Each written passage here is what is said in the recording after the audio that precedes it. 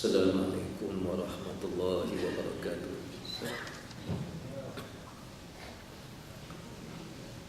Alhamdulillahillazi yaqbalu taubata an ibadihi wa ya'fu anis sayyiati wa ya'lamu ma taf'alun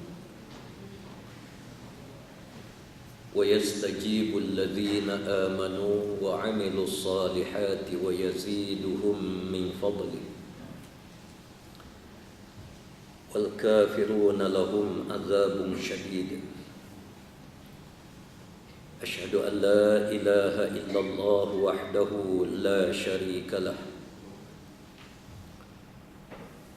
wa asyhadu anna Muhammadan 'abduhu wa rasuluh. Arsalahu Allahu basyiran wa nadhira fa addal amanah wa nasaha al ummah wa jahada fi sabilillahi haqqa jihadih.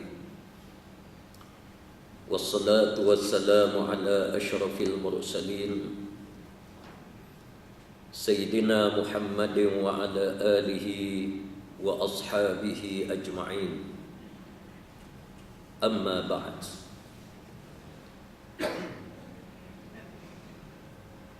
Pertama-tamanya marilah sama-sama kita mengucap syukur pada Allah Subhanahu wa taala kerana pada hari yang penuh dengan barakah ini sekali lagi kita sama-sama dapat meluangkan masa untuk kita menyempurnakan tanggungjawab kita dengan Allah Subhanahu wa taala, iaitu mengabdikan diri secara khusus antara kita dengan Allah. Kita masih berada di awal Ramadan Al-Mubarak, bulan yang terkenal di dalam agama Islam sehingga dinamakan bulan ini dengan nama-nama yang berbagai-bagai. Di antaranya disebut Syahrul Ramadan, Syahrul Jihad wa Tadhiyah. Bulan Ramadan adalah bulan umat Islam berjihad dan umat Islam berkorban apa saja untuk agama Allah Subhanahu wa taala. Sebab itu di dalam bulan yang mulia ini Nabi sallallahu alaihi wasallam mencetuskan beberapa agenda yang sangat besar. Termasuk satu agenda yang terpahat menjadi sejarah yang kekal, iaitulah sejarah pembukaan kota suci Makkah Al-Mukarramah yang menjadi landasan kepada syariat Islam. Apabila pembukaan ini dipimpin sendiri oleh Nabi sallallahu alaihi wasallam, maka ia disebut sebagai masadirus syariah, sumber ataupun perlembagaan kepada syariat Islam. Ketika Nabi sallallahu alaihi wasallam secara sengaja Rasulullah memulakan agenda pembukaan kota suci Makkah Al-Mukarramah di dalam bulan Ramadan Al-Mubarak, supaya ia mampu menjadi qudwah kepada umat Islam sehingga kepada hari kiamat,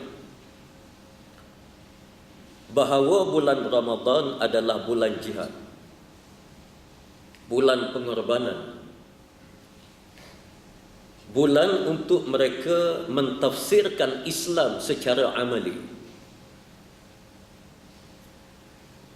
Semua ini kalau kita lihat ditunjuk secara jelas oleh Rasulullah peperangan Badar juga berlaku dalam bulan Ramadan. Menggali parit di dalam peperangan Ahzab ataupun peperangan Khandaq juga berlaku di dalam bulan Ramadan. Pembukaan negara Mesir di dalam bulan Ramadan. Spanyol, pembukaan Syam, pembebasan kota suci Baitul Maqdis. Semua ini memberi gambaran bahawa sejarah Islam menunjukkan kepada kita bagaimana Ramadan ini perlu kita sempurnakan. Menunjukkan kepada kita bahawa tidak cukup kalau kita berpuasa ini sekadar menahan diri daripada makan dan minum. Dan memberi gambaran kepada kita bahawa Ramadan ini pengertiannya sangat luas. Cuma di dalam tazkirah ringkas pada tengah hari ini, suka saya menyebut berkenaan dengan Fathu Makkah. Kerana Fathu Makkah merupakan satu peristiwa yang sangat agung, yang sengaja dibahagikan oleh Allah Subhanahu wa taala zaman perjalanan Islam yang dipimpin oleh Rasulullah kepada 3 zaman yang sangat penting. Yang pertama iaitulah zaman Makkiyah, yakni bermula daripada pelantikan baginda oleh Allah Subhanahu wa taala menjadi nabi dan rasul, sehingga Rasulullah memimpin Makkah Al-Mukarramah menyampaikan dakwah Islamiah kepada manusia selama 13 tahun. Ini adalah zaman pertama. Zaman yang kedua iaitulah bermula daripada era Rasulullah meninggalkan Makkah menuju ke Madinatul Munawwarah yang diarah oleh Allah, dan baginda berada di kota suci Madinah Al-Munawwarah sebagai seorang ketua negara, seorang pemimpin. Dan Rasulullah mengajar kepada manusia bagaimana cara memimpin muka bumi Allah Subhanahu wa taala di kota suci Madinah. Zaman ini menelan usia kurang lebih 8 tahun. Kemudian Allah jadikan ada zaman terakhir yang sangat unik, iaitulah zaman ba'da Fathi Makkah. Zaman apabila Nabi sallallahu alaihi wasallam kembali ke Makkah Al-Mukarramah. Yang akan saya fokuskan zaman ini, iaitu zaman yang paling pendek, yang menelan usia kurang lebih 2 tahun, yang menyempurnakan dakwah Rasulullah selama 23 tahun. Zaman 2 tahun ini adalah zaman yang sangat hebat, zaman yang sangat unik. Dan Allah jadikan zaman ini berlaku di bumi Makkah Al-Mukarramah, bumi tempat baginda ditindas di zaman awal.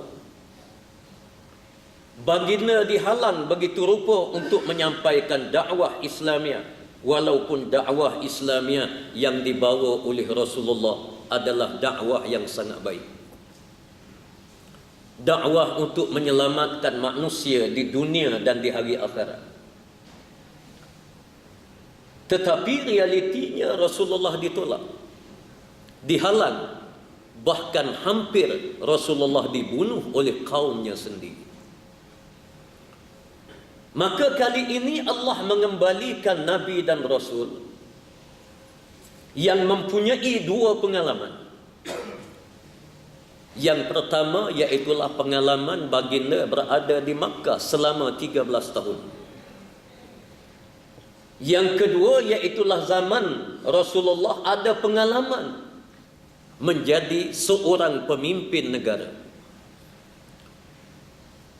yang mengharungi suasana peperangan, perdamaian, perjanjian, tahaluf siasi dan berbagai-bagai keadaan selama 8 tahun di kota suci Madinatul Munawwarah.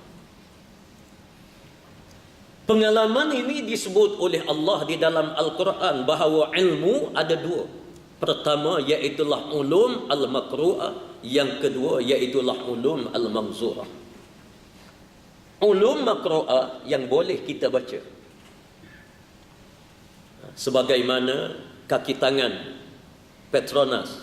Ada ulum makru'ah, teori yang boleh dibaca melalui buku-buku yang ditulis oleh orang yang berpengalaman sebelum daripada kita. Macam mana kaedah dan cara untuk kita ambil minyak di dasar laut. Tetapi di sana ada ulum manzurah, ilmu pengalaman. Kadang-kadang bila kita turun kepada praktikal, ada orang kelulusan dia tinggi di sudut teori, tapi dia gagal dalam praktikal. Kerana ilmu praktikal ini adalah ilmu yang tidak ada di dalam buku, tidak ada dalam kitab. Ini pengalaman. Bila dia tengok saja dia tahu macam mana cara nak buat begini. Begitu juga dalam ilmu Islam. Sebab itu di dalam Al-Quranul Karim, ilmu-ilmu keseluruhan ini disebut oleh Allah. Yang pertama, Rasulullah menerima wahyu, Iqra bismi rabbikal ladzi khalaq. Baca olehmu wahai Muhammad. Dibacanya Al-Quran, dibacanya wahyu yang diturunkan oleh Allah. Kemudian Allah Subhanahu wa taala menyebut, Khalaqal insana min 'alaq. Iqra wa rabbukal akram alladzi 'allama bil qalam 'allamal insana ma lam ya'lam. Yang kedua kategori yang disebut oleh Allah iaitulah ilmu al-manzurah, yang tidak tertulis dalam kitab. Dan benda ini semua keadaan ada. Kita dalam keluarga,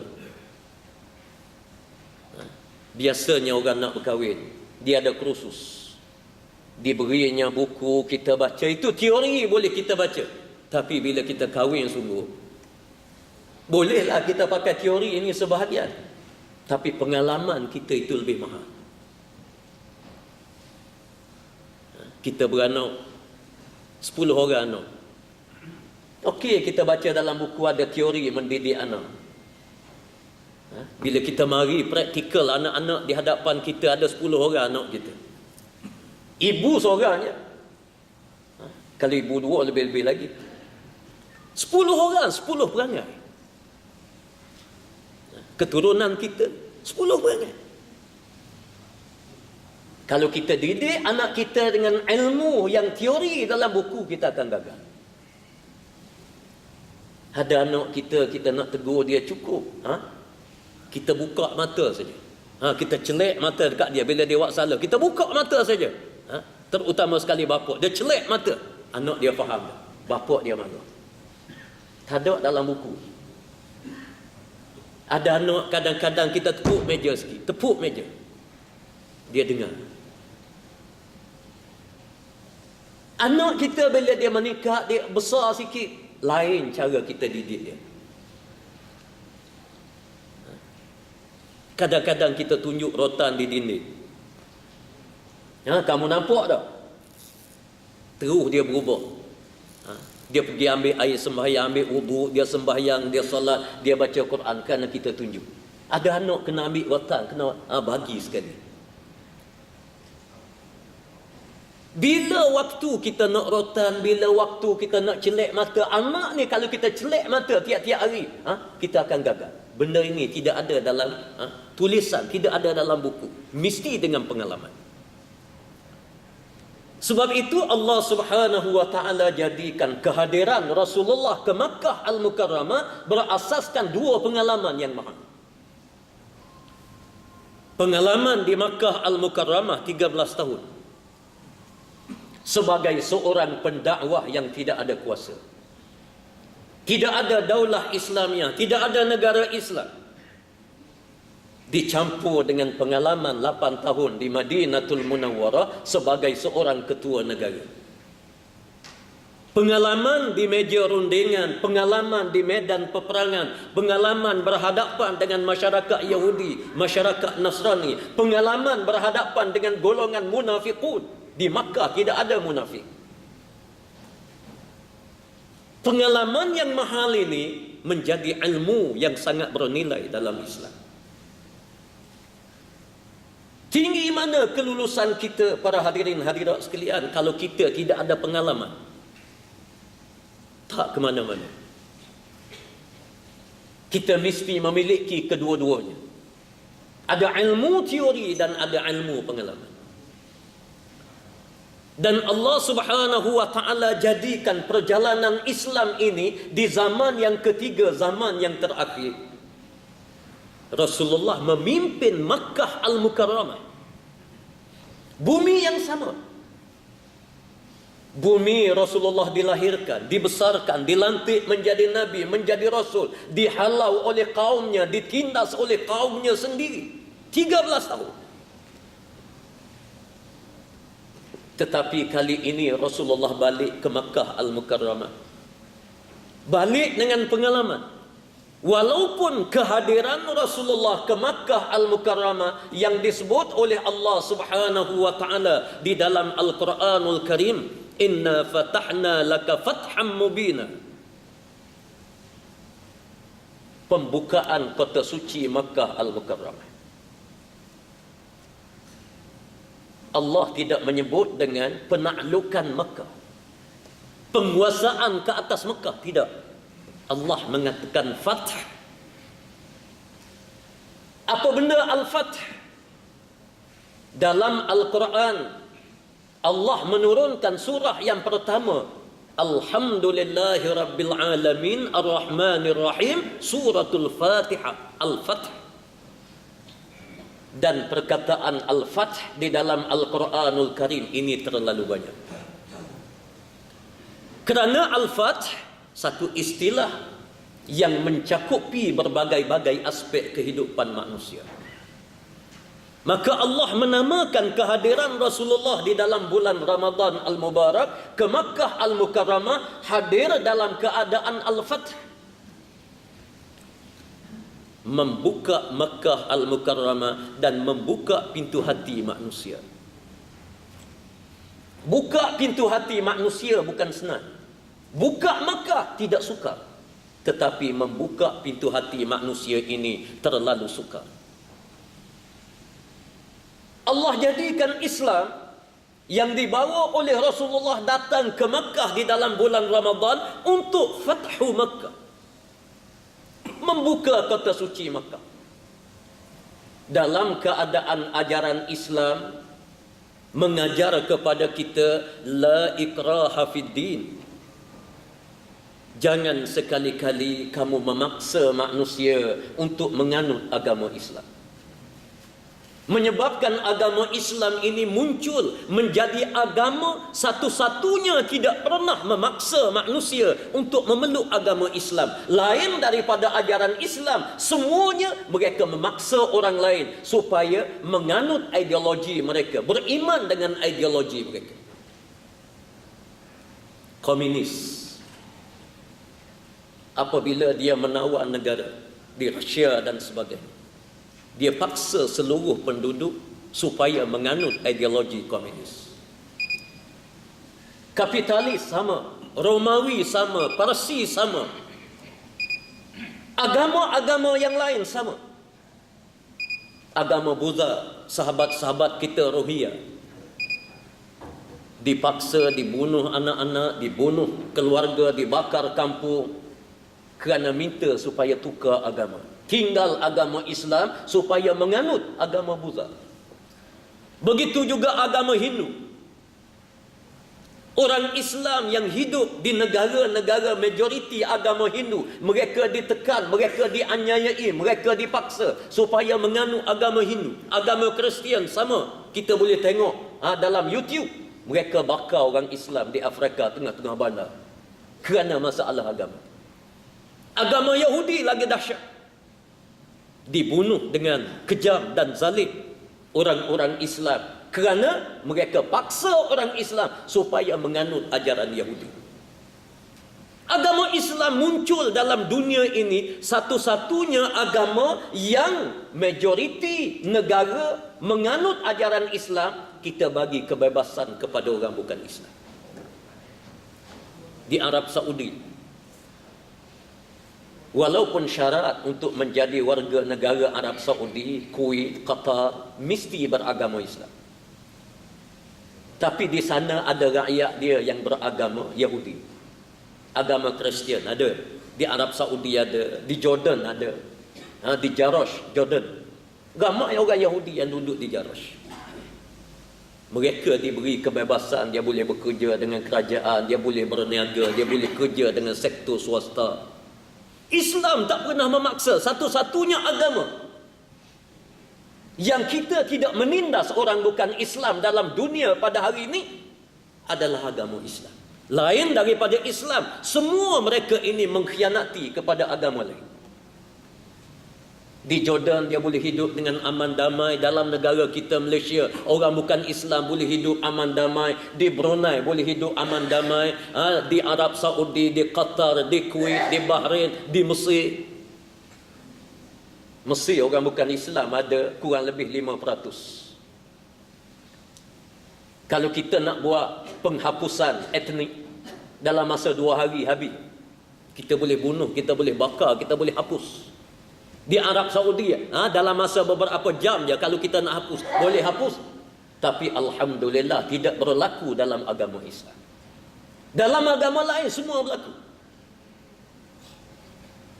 Di Perancis, walaupun dia dianggap negara maju, tapi dia mundur dalam perkara ini. Di Perancis, di Britain, orang Islam tak bebas. Dihalang daripada pakai tudung, dihalang itu, dihalang ini, macam-macam perkara. Kita tak pernah minta orang Cina dalam negara kita supaya pakai tudung. Tak ada. Dan Islam tidak ajar macam tu. Islam adalah agama yang memberi kebebasan kepada manusia. Walaupun agama yang baik Rasulullah bawa, orang tolak. Kali ini Nabi SAW bawa ke Makkah, Fathu Makkah. Agenda yang tidak ada paksaan kepada orang lain supaya beriman kepada Islam, tak boleh. Tapi Rasulullah datang dengan penuh keyakinan yang diatur oleh Allah Subhanahu wa taala. Apabila di tahun yang lepas Nabi SAW dihalang untuk memasuki Makkah Al-Mukarramah, Rasulullah dihalang. Oleh kerana Islam dia bukan cari peperangan. La tatamannaw liqa'al adu fa idza laqitumuhum fathbutu. Jangan sekali-kali kamu mencari musuh. Tapi kalau musuh mencari kamu, jangan sekali-kali kamu berundur. Ini dia Islam. Dihalang Rasulullah masuk oleh Abu Sufyan apabila perbincangan berlaku dengan Sayyidina Uthman bin Affan radhiyallahu an. Ketika Rasulullah sampai di Ridwan, Rasulullah hantar Sayyidina Uthman untuk masuk Makkah Al-Mukarramah, bincang dengan Abu Sufyan untuk masuk menunaikan ibadah umrah sahaja. Lepas pada tu Islam akan balik ke Madinah. Berunding punya berunding, Abu Sufyan tak benar. Agama lain semua dibenarkan. Agama Buddha boleh masuk, agama Hindu boleh masuk ke Mekah Al-Mukarramah. Baca dalam sejarah, tokong Buddha dengan tokong Hindu diletak di tepi Kaabah. 360 ekor ni, 100 agama lebih duduk di Mekah Al-Mukarramah. Tidak dihalang. Islam masuk nak tawaf, nak sa'i je, menunaikan ibadah umrah, kemudian nak tinggal. Bukan nak letak, orang panggil nak buat masjid ke apa, tempat ibadat sebagaimana agama lain. Tapi dihalang. Rasulullah aku balik ke Madinah Al-Munawwarah. Mereka izin untuk datang tahun hadapan. Maka Rasulullah sallallahu alaihi wasallam datang di tahun hadapan dengan jumlah yang besar, pedang duduk dalam sarung perjanjian. Rasulullah nak masuk dengan aman, dengan damai, kerana Islam bukan nak berperang. Lalu Rasulullah masuk dengan aman di dalam bulan Ramadan Al-Mubarak. Masuk ke Mekah Al-Mukarramah dengan syiar Islam yang tidak ada dalam agama yang lain. Memakai pakaian ihram. Yang kita tahu bila kita pakai ihram, kita dilarang. Dilarang daripada berkahwin, dilarang daripada akad nikah, dilarang daripada kita mencabut bulu, dilarang kita membunuh manusia, dilarang kita membunuh haiwan. Tak boleh kita nak patahkan tumbuh-tumbuhan. Banyak larangan-larangan, tak boleh. Di celah-celah larangan ini, Allah memilih perkataan labbaik Allah, yang memberi arti, wahai Allah, aku datang ke Makkah ini, aku akan membela agama Islam dan aku akan membayar harga Islam ini dengan darah aku sendiri. Maknanya Islam ini agama, ada meja rundingan tapi ada medan peperangan. Ini Islam. Dia tak boleh nak main. Islam ada sabar, Islam ada mati syahid. Sebab itu bila kita berihram, kita pakai, bau kita keluar separuh, separuh lagi kita tutup. Sebelah kiri kita tutup, kerana di kiri kita Kaabah. Di kanan kita orang ramai. Buka sebelah kanan. Kenapa? Bagi tahu bahawa Islam, walaupun dia dalam ihram, dalam pantang larang, tapi dia sebut labbaik Allah. Maknanya jangan mencabar Islam. Kalau orang nak berbaik dengan Islam, Islam berbaik dengan dia 10 kali. Tapi kalau orang nak mencabar Islam, Islam sahut cabaran 10 kali. Syiar ini, para hadirin hadirat sekalian, apabila Rasulullah menghampiri Makkah Al-Mukarramah dalam bulan Ramadan untuk Fathu Makkah, buka Makkah, kehadiran untuk menyempurnakan umrah sahaja, bukan lain daripada itu. Umrah pada asalnya. Tapi oleh kerana Islam ada fath, kehebatan tersendiri. Dia ada fath, dia bukan menakluk. Dia tak pernah paksa orang supaya memeluk Islam. Tak boleh, haram. Tapi bila Rasulullah hampir dengan Makkah, Rasulullah berihram, Rasulullah melaungkan perkataan labbaik Allahumma labbaik, labbaik la syarika laka labbaik, innal hamda wan ni'mata laka wal mulk la syarika lak.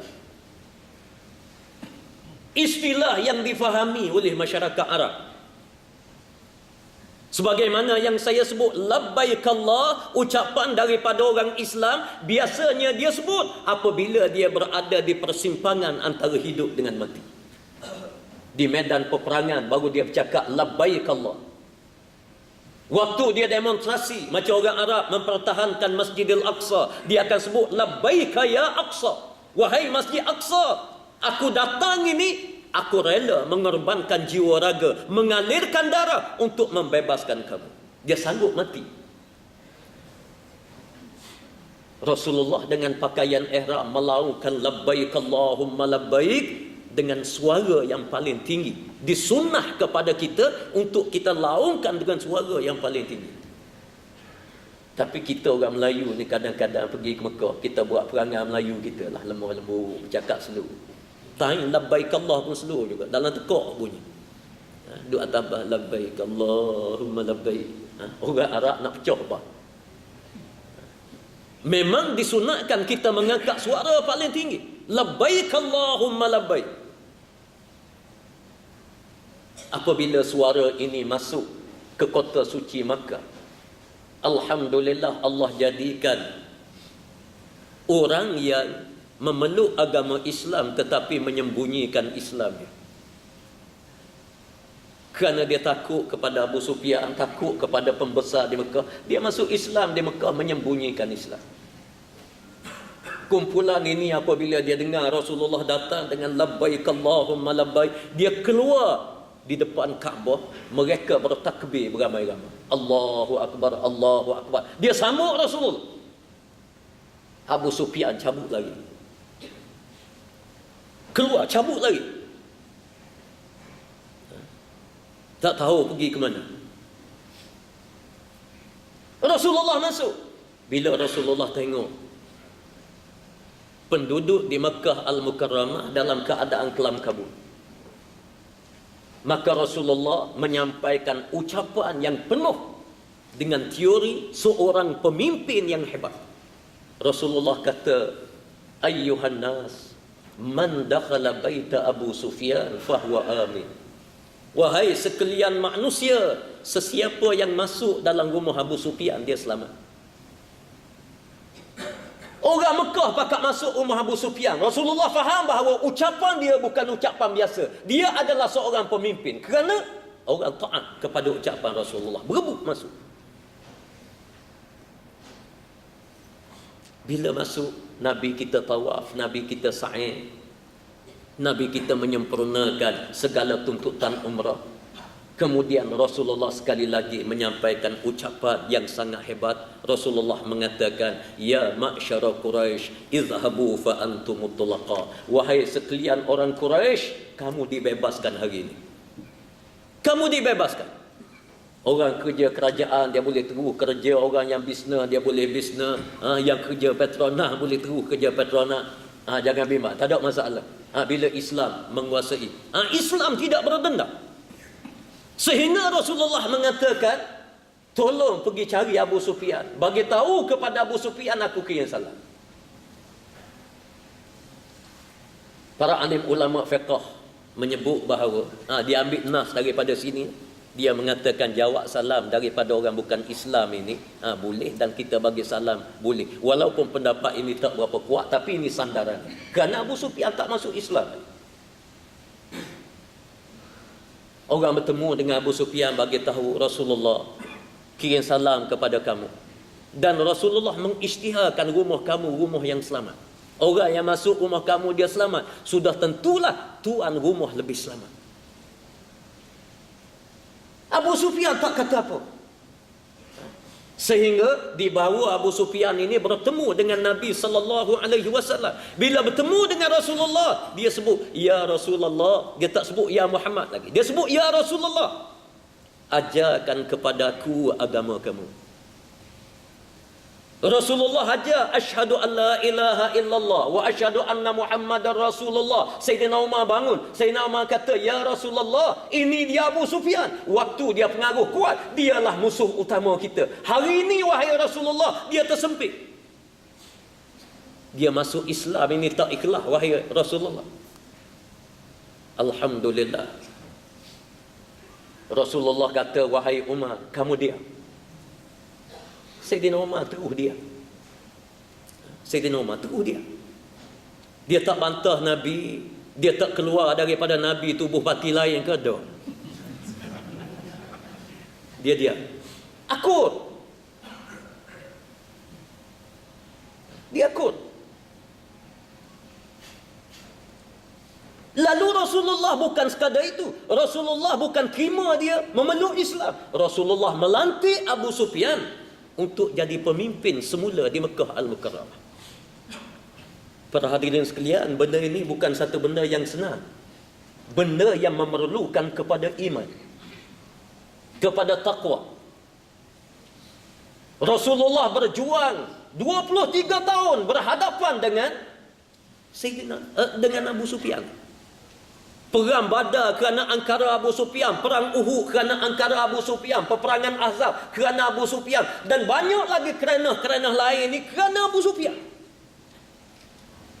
Tiba-tiba lantik balik Abu Sufyan menjadi pemimpin, dan alhamdulillah para sahabat ini akur, mereka terima. Alhamdulillah Abu Sufyan membuktikan Islam dia ni Islam yang sempurna, yang lengkap. Dia memperjuangkan Islam selepas daripada itu. Masuk medan peperangan, keluar medan peperangan. Tapi bukan benda yang mudah, saya nak sebut. Biasanya kita sebagai manusia ini kita berdendam. Oleh kerana dia musuh, bila kita menang, kita akan lanyak dia habis-habis. Islam dak fa antum mutlaqa, kamu dibebaskan. Tidak ada denda. Orang yang paling dahsyat ditekan di Makkah Al-Mukarramah adalah Rasulullah. Asyaddun nasi bala'an al-anbiya, summa alladhina yalunahum, summa alladhina yalunahum. Manusia yang paling dahsyat diuji oleh Allah para nabi-nabi, para rasul-rasul. Kemudian generasi selepas daripada itu, kemudian generasi selepas daripada itu. Kalau nak kira dendam, Rasulullah paling munasabah nak berdendam. Tapi Nabi kita ijtihad, fa antum mutlaqa, kamu dibebaskan. Islam tidak ada dendam. Nak menghapuskan dendam dalam diri ini perlu kepada iman, perlu kepada akidah. Sebab itu Fathu Makkah Allah jadikan berlaku dalam bulan Ramadan. Maka di waktu itulah Makkah bertukar corak. Rasulullah mengisytiharkan piagam Madinah di hadapan Abu Sufyan, iaitu mahmakhtalaftum fihi min syai' famaradduhu ila Allahi wa Rasul. Mana-mana perselisihan, perundangan, manhaj hidup yang akan dilaksanakan di Makkah Al-Mukarramah, iaitu Al-Quranul Karim dan hadis Nabi sallallahu alaihi wasallam. Ini yang paling tinggi. Makkah Al-Mukarramah akur, para hadirin hadirat sekalian, dalam tempoh 2 tahun.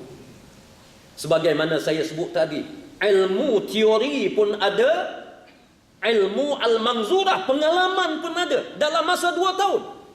Kesan dia, manusia memeluk agama Islam paling ramai dalam masa 2 tahun. Dalam keadaan Islam tak pernah paksa mereka masuk Islam, tak. Hatta tawanan peperangan dalam Islam ditawan, tak pernah kamu mesti masuk Islam baru kamu akan dibebaskan, tak ada. Cuma Islam ada qad tabayyana rusydu minal ghayy. Islam kehebatan dia berhujah. Dia menceritakan bagaimana keadilan Islam. Sekiranya kamu dapat kemukakan dalam agama kamu ini ada keadilan yang lebih mantap daripada Islam, sila kemukakan. Qul hatu burhanakum in kuntum sadiqin. Kalau kamu ada hujah, kemukakan hujah. Dan Rasulullah pernah berhujah dengan musyrikin. Sekiranya agama kamu ini lebih benar daripada Islam, Rasulullah akan ikut agama dia. Tapi kemukakan hujah. Sebab apa? Kerana Rasulullah yakin al-Islam ya'lu wa la yu'la alai. Islam adalah agama yang paling tinggi. Tidak ada agama, tidak ada ideologi yang lebih tinggi daripada agama Islam. Sehingga manusia peluk agama Islam dengan sukarela di Makkah Al-Mukarramah ini disebut oleh Allah di dalam Al-Quranul Karim, "Idza jaa nasrullahi wal fath wa ra'aitan nasa yadkhuluna fi dinillahi afwaja." Apabila datang pertolongan daripada Allah dan pembukaan kota suci Makkah, kamu dapat lihat manusia memeluk agama Islam berduyun-duyun. Sebagaimana ombak di laut yang memukul pantai siang dan malam, pagi dan petang. Orang masuk Islam macam ombak di laut. Sehingga tidak ada seorang ulama sejarah Islam ataupun bukan Islam yang berani menyebut berapa jumlah dalam masa 2 tahun ini manusia memeluk agama Islam. Tidak ada, kerana terlalu ramai. Di semenanjung tanah Arab memeluk Islam, di luar daripada negara Arab peluk Islam, di Syam, di Parsi, di Rom, peluk agama Islam di Mesir. Inilah dia kehebatan agama yang datang daripada Allah. Agama yang mempunyai kitab yang suci yang tidak boleh diubah oleh manusia, iaitu Al-Quranul Karim. Kitab lain walaupun suci, Taurat, Zabur, Injil, dipesong oleh tangan manusia, dirubah. Tetapi Al-Quran, tidak ada siapa yang mampu merubah Al-Quran walaupun satu titik. Satu huruf tak boleh ubah. Ini kehebatan agama yang kita semua anuti. Dan mudah-mudahan Allah Subhanahu wa ta'ala anugerah kepada kita keyakinan dengan agama Islam. dan kita berdoa kepada Allah supaya amalan-amalan yang kita lakukan terutamanya dalam bulan Ramadan al-Mubarak diterima oleh Allah, dan doa yang kita pohon kepada Allah akan dimakbulkan oleh Allah Subhanahu wa taala di dalam bulan Ramadan al-Mubarak ini insya-Allah. Para hadirin hadirat yang dirahmati Allah sekalian, saya kira cukup sekadar itu saja untuk kuliah pada tengah hari yang mulia ini. Cuma sebelum daripada saya berhenti, untuk makluman para hadirin hadirat sekalian, beberapa tahun yang lepas saya pernah datang ke surau Petronas ini. Saya pernah pohon satu dana berkenaan dengan dakwah kepada masyarakat bukan Islam. Pertamanya saya mengucap ribuan terima kasih kepada semua penyumbang-penyumbang, kerana alhamdulillah bangunan yang besar yang menelan belanja 3.5 juta. Tapi kalau JKR dia pergi tengok, JKR pergi tengok, dia kata bangunan ini tak kurang daripada 6 juta. Memang, tapi alhamdulillah kita boleh buat 3.5 juta kerana banyak tenaga gotong royong dan seumpamanya. Alhamdulillah 3.5 juta telah sempurna dibina, dan alhamdulillah pada 19 hari bulan Mac baru-baru ini yang berbahagia Datuk Dr. Harudin pergi resmikan bangunan ini, dan alhamdulillah bangunan ini kita telah beroperasi. Dia jadi pusat ilmu, digunakan oleh muslimin, muslimat, pemuda dan sebagainya guna di kawasan ini, dan dalam waktu yang sama kita gunakan untuk jadi pengkalan dakwah kepada masyarakat bukan Islam. Daripada bulan Mac baru-baru ini sampai sekarang ini, saya dengan usahalah dengan kawan-kawan, kita gabungkan NGO dakwah, dan ada NGO yang kita tubuhkan, Tautan Rahmah kita tubuhkan, dan banyak lagi NGO yang lain kita tubuhkan untuk dakwah, dan kita selaraskan. Dalam masa 3 bulan alhamdulillah kita berjaya dengan izin daripada Allah mengislamkan kurang lebih 300 orang. Alhamdulillah kepada penderma, insya-Allah kita akan dapat ganjaran yang besar daripada ini. Cumanya bila kita mengislamkan masyarakat, kita kena follow up dia, kita kena mutaba'ah supaya tidak berlaku riddah, tidak berlaku murtad. Alhamdulillah tidak ada seorang lagi setakat ni murtad. Dan kita bincang dalam mesyuarat baru-baru ini, kita buat teori kita, kaedah kita. Kita akan ambil anak-anak muda daripada keluarga yang baru peluk Islam ni, kita akan ambil, dijangka jumlah yang akan kita ambil ini mencecah 100 orang. InsyaAllah lepas daripada raya ni kita akan pergi lagi, dan saya dimaklumkan tidak kurang daripada 100 orang lagi akan peluk Islam. Macam-macam, ada di Sabah, ada Sarawak, ada di Semenanjung, di kalangan orang Cina, ada yang di kalangan orang Hindu, di Shah Alam dan sebagainya. Alhamdulillah peluk Islam. Kita akan ambil pemuda-pemuda ini, kemudian kita akan buat kursus selama 1 tahun setengah. Kursus, dan kursus ini para hadirin hadirat sekalian, kita mesti biaya penuh. Kita tak boleh kenakan yuran kepada mereka. Ini kita tahulah, kita faham-fahamlah. Nanti membebankan dia, oleh kerana dia baru ni, kita akan biaya penuh. Biaya penuh maknanya kita perlukan kepada kos satu. Yang keduanya, kita perlukan kepada penempatan, di mana 27 Ramadan yang dekat ini, 2 minggu lagi kurang lebih, kita akan buat pecah tanah untuk kita bina 3 blok bangunan.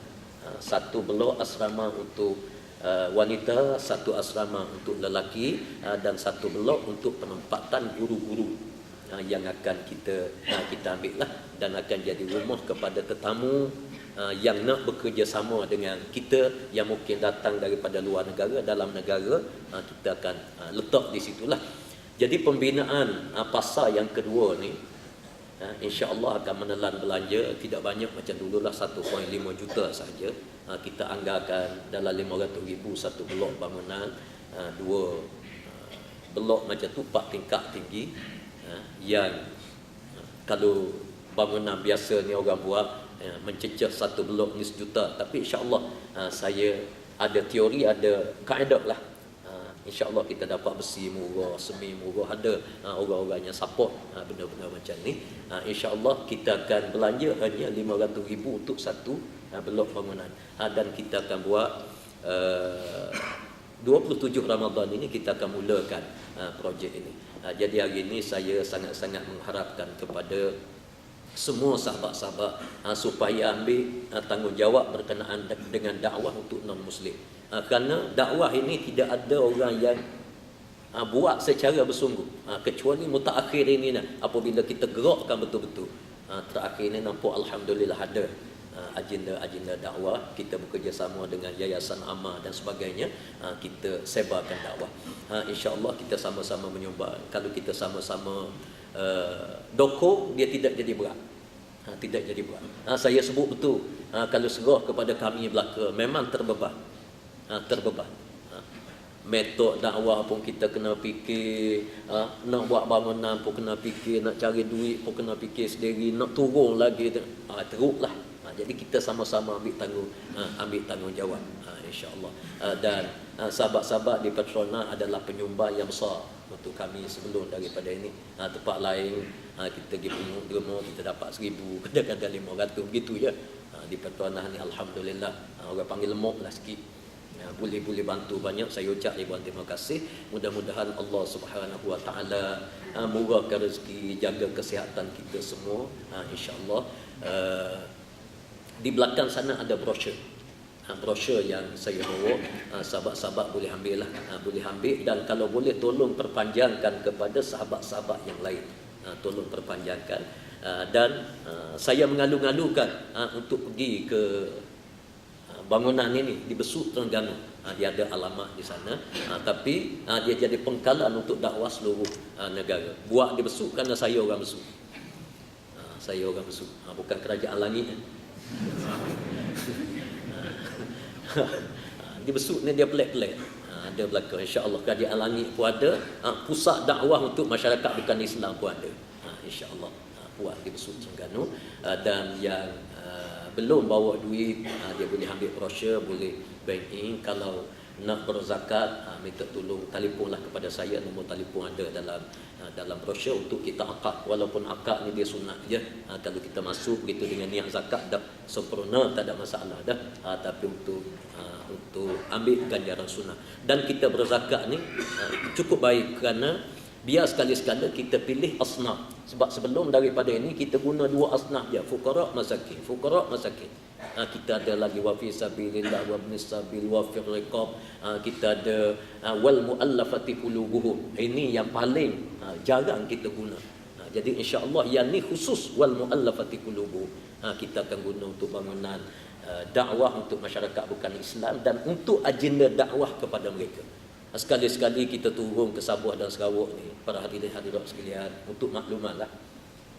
Di Sabah Sarawak kita nak bina surau untuk mereka yang baru masuk Islam. Kita buat surau dalam kampung dia. Sekarang ini surau yang telah kita bina ada 7. Alhamdulillah, siap.